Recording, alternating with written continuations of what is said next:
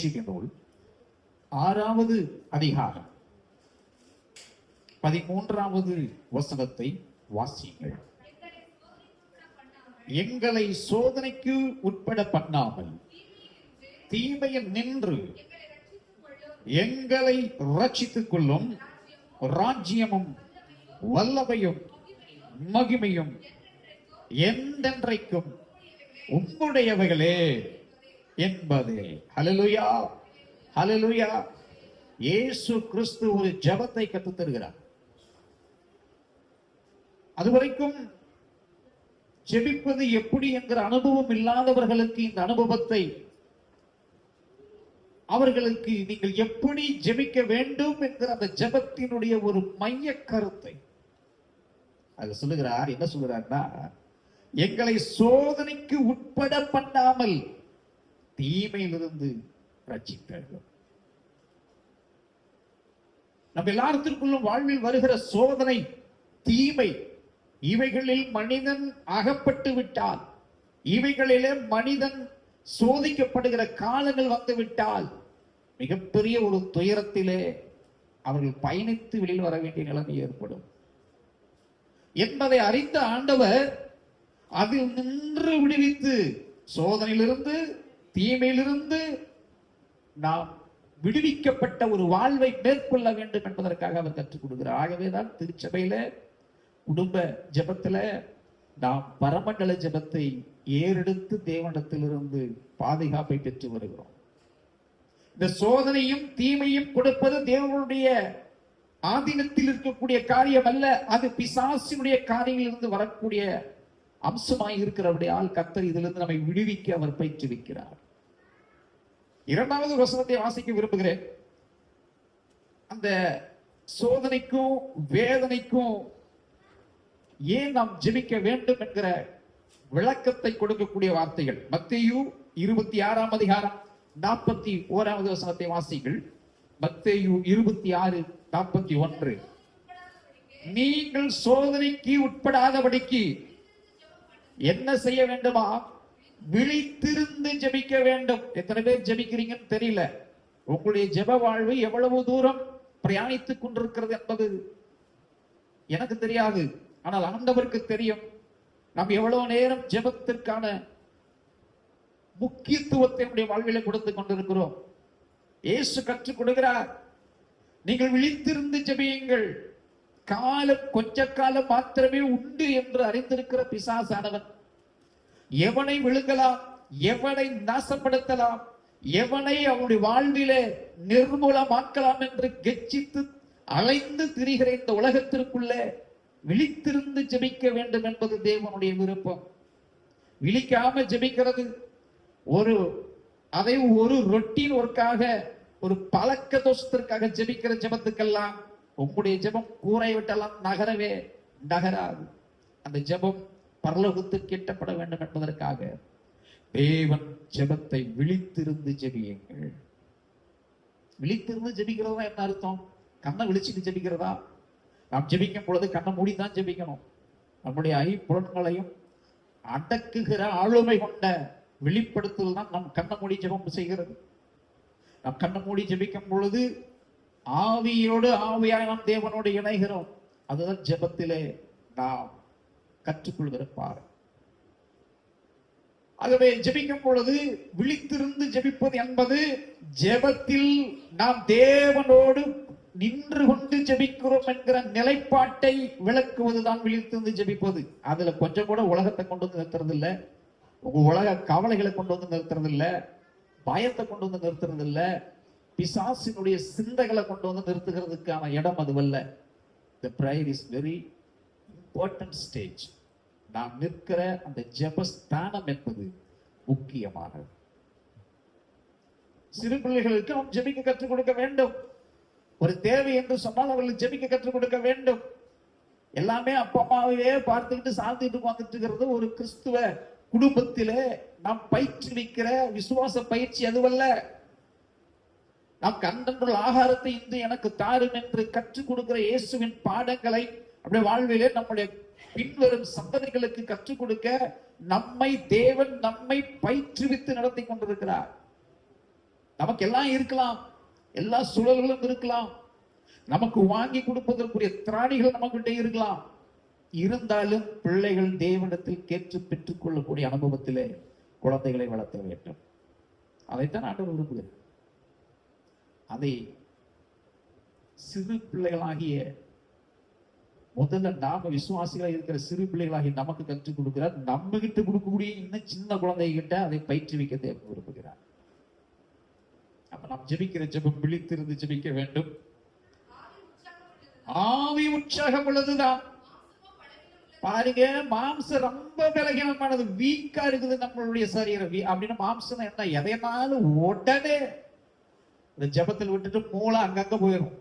ஜபந்தான் பண்ணிக்கிட்டு இருப்போம், பால் அங்க காய்ச்சி வச்சு உழுது எங்க கீழே வந்துருச்சு எனக்கு தெரியல, பொங்கி வந்துருச்சு. ஜபத்துல உட்காந்துக்கிட்டு இருப்பீங்க.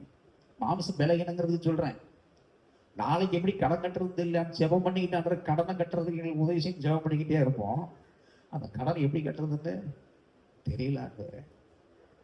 மாம்சம் ரொம்ப பலகீனமானது. ஏன்னா விசுவாசத்துல நிற்க பயிற்சி இல்லாததினாலே நாம் அதை சாதிக்க முடியாதவர்களாக நம்மளுடைய ஜெபத்திலே நாம் ஸ்டெப் டவுன் ஆகுகிறோம். விழித்திருந்து ஜெபம் பண்ணு. அவனை துரத்துகிறதற்கு தேவன் நம்மை பயிற்சி. ஆவி உற்சாகம், அந்த ஆவியினுடைய உற்சாகத்திற்குள்ளேயே நம்மளுடைய ஜெபம் போய்கொண்டே இருக்க வேண்டும். இதை கற்றுக்கொண்டு வருகிறாயா திருச்சபையே? ஜெப வாழ்வு உங்களுடைய வாழ்விலே மலர்ந்து கொண்டிருக்கிறதா? ஜெபம் இல்லாத வீடு என்ன இல்லாத வீடா? ஒரே இல்லாத. அதுல 3 வேளை தானியேல் ஜெபித்தார். வர்ஷிப்ல எல்லாமே மென்ஷன் பண்ணான். காலை, மதியம், மாலை, 3 நேரம். இந்த தொழுகையை இஸ்லாமியர்கள் கடைபிடிக்கிறார்கள். கிறிஸ்துவர்கள் ராத்திரி படுக்கிற நேரத்தில் ஒரு முறை, ஆண்டவரை இன்னைக்கெல்லாம் நல்லா சாப்பிட்டேன், சுத்திட்டு வந்துட்டேன், நன்றி. காலையில் இருந்துச்சு, இன்னைக்கு என்ன இருந்தாலும் பாதுகாத்துங்கப்பா, அவ்வளோதான், உச்சி போச்சு. மதியான சோறு நல்லா வெட்டிக்கிட்டு நல்லா சுத்தி அடிச்சுக்கிட்டு வந்துக்கிட்டு எப்பயாவது உடம்பு சரியினா மட்டும்தான் ஜெபம். ஐயா, இதுதான் விழித்திருந்து ஜெபம் பண்றது. நல்லா இருக்கும் போதும் ஜெபம் பண்ணணும், கஷ்டம் வரும் போதும் ஜெபம் பண்ணணும். இந்த ஜெபம் ரொம்ப முக்கியம். ஆவி உற்சாகத்திலே நீங்கள் நடத்திக்கிறார்கள். யோவான் 17ஆம் அதிகாரம் 15ஆவது வசனத்தை வாசியுங்கள். யோவான் 17:15. நீர் அவர்களை உலகத்திலிருந்து எடுத்துக்கொள்ளும்படி நான் வேண்டிக் கொள்ளாமல் நீர் அவர்களை தீமையிலிருந்து காத்துக் கொள்ளும்படி நான் வேண்டிக் கொள்கிறேன். இயேசு கிறிஸ்து நமக்காக ஜெபித்துக் கொண்டிருக்கக்கூடிய ஒரே ஒரு ஜெபம், அவருடைய கரங்களில் அழைக்கப்பட்ட திருச்சபையே, என்னையும் உங்களையும் அவர் தினந்தோறும் தன்னுடைய ஆவியில் ஜெபிக்கிற ஜெபம், என் மக்களை தீமையிலிருந்து விடுதலையாக்க மாட்டோமே.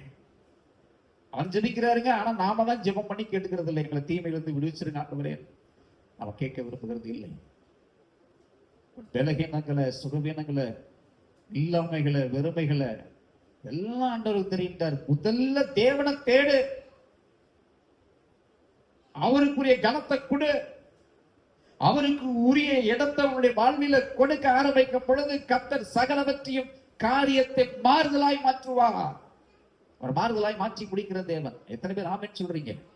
நம்முடைய வாழ்க்கையில எத்தனை முறை காரியம் வேறு விதமா போகும், ஆனா அது வேறு விதமாய் ஆண்டவர் நன்மைக்கு எதுவாய் மாற்றி இருந்த எண்ணற்ற காரியங்கள் ஒவ்வொரு நம்ம சாட்சிகளாய் வைத்துக் கொண்டு நம்முடைய வாழ்க்கையில. அதனால ஆண்டவர் சொன்னார், நீங்க எனக்கு சாட்சிகளாய் இருப்பீர்கள் என்று கர்த்தர் சொல்லுவார். நம்ம எல்லாரும் கர்த்தருடைய சாட்சிகளாக பார்த்துக்கணும். இயேசு கிறிஸ்து ஜெபிக்கிறார், தீமையிலிருந்து ரட்சித்து என் ஜனங்களை பாதுகாக்க வேண்டும் என்று. இயேசுவாய் வந்த குமாரன் தேவனாய் போனாலும் நமக்காக தன் மனதிலே இந்த சாத்தானுடைய அகப்படுகிற விஷயங்களுக்காக நமக்கு பாதுகாப்புக்காக ஜெபிக்கிறாருங்க.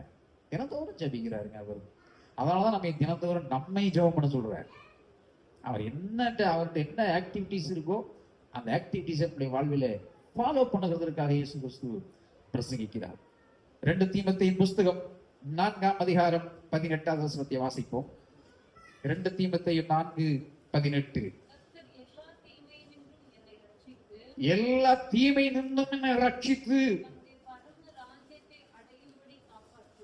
எதற்காக சோதனையில் இருந்து தேவன் நம்மை விடுவிக்கிறாரா? பரம ராஜ்யத்திற்குள்ளே நாம் பங்கு பெற வேண்டும் என்பதற்காக இந்த உலகத்திலே தினந்தோறும் ஜெபிக்க நாம் அழைக்கப்பட்டிருக்கிறோம். எனக்கு ஒரு நாளைக்கு ஜெபிச்சிட்டா போதும் நினைச்சிட்டு இருக்காது சகோதரா, அன்பு சகோதரியே. நீங்கள் தேவனோடு தான் லைஃப் நடத்தி கொண்டிருக்கீங்கிறதுக்கு ஒரே ஒரு அடையாளம், நீங்கள் ஜெபிப்பதும் வேதம் வாசிப்பதும் தான். நீங்கள் ஜெபிப்பதும் தேவனுடைய வார்த்தைகளை தினந்தோறும் கேட்பதும் தான் நீங்கள் அவரோடு இருக்கிறீர்கள் என்பதற்கான அடையாளம். அது மாம்சத்தில் நீங்கள் ரொம்ப தூரம் போராட முடியாது. மாம்சம் ரொம்ப பலகீனமானது, தோல்விதான். தேவனோடு இணைந்து நீங்கள் நடங்கள். போராடினால் நிச்சயம் வெற்றி பெறுவீர்கள். யாக்கோபு ஒரு இரவெல்லாம் தேவனோடு போராடுகிறார். அவர் கேட்கிறார், நீர் என்னை ஆசீர்வதித்தால் ஒழிய நான் உம்மை போக விட. வார்த்தை இந்த பூமியிலே தூதனை நிற்க வைத்தது. பதிலை பெறாமல் நான் உன்னை அனுப்ப மாட்டேன். வேற வழியின்றி இனி பேர் யாக்கோபு இல்லப்பா, இனிமேல் நீ இஸ்ரவேல், நீ ஆசீர்வதிக்கப்பட்டவன் என்று கர்த்தர் யாக்கோபை ஆசீர்வதித்து புறப்படுறார். உங்களுடைய ஜெபம், என்னுடைய ஜெபம் பரலோகத்தை நிற்க வைக்குங்க. அதுதாங்க பவர். அல்லேலூயா, அல்லேலூயா.